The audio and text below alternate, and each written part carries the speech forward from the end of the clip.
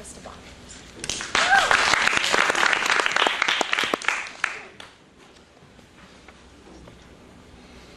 Cause of death, undetermined. That's what it says in the police report for Steve's accident.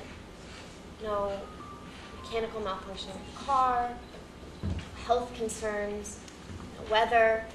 He wasn't talking on his phone. No other car collided with him. They've ruled all that out, you see. So what we're left with, those of us who loved him, is cause of death, undetermined. He couldn't have fallen asleep behind the wheel because he'd only been on the road for 5 minutes in the first place, and he didn't kill himself because the way the car careened off the road, that would have been impossible to orchestrate, even if he'd wanted to. Even if he'd wanted to have been ejected out the back windshield because the force of the impact was so strong it broke his seatbelt. Or even if he'd wanted to have hit that telephone pole when the car spun around, breaking it in half. Or even if he'd wanted...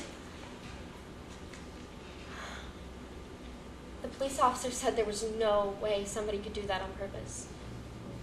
No way. He could have swerved for an animal, but if he did, he must have missed because there was no dead deer at the scene.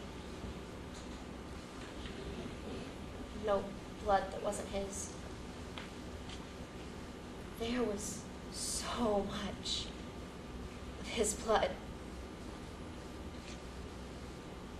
He was leaving my place that night, headed home on the highway to his parents' acreage a couple miles out of town. We just watched movies and ate popcorn and joked around. Typical date night. I loved watching movies with him, or just hanging out, or just doing anything at all together. Steve's parents called me and told me there'd been an accident. Told me Steve was already gone. How could he already be gone? I could still feel the warmth of his body when he hugged me goodbye. I could still feel his lips on mine when he kissed me goodnight. I could still hear him whisper, "I love you," as he held me close. How could he be gone? Where did all that warmth go? Where did he go? The police officer at the accident scene showed me where Steve's body lay in the grass after he was thrown from the car. He said Steve was already dead by then. The grass was cold and brown. No, red. The grass was red and Steve wasn't there. Cause of death undetermined?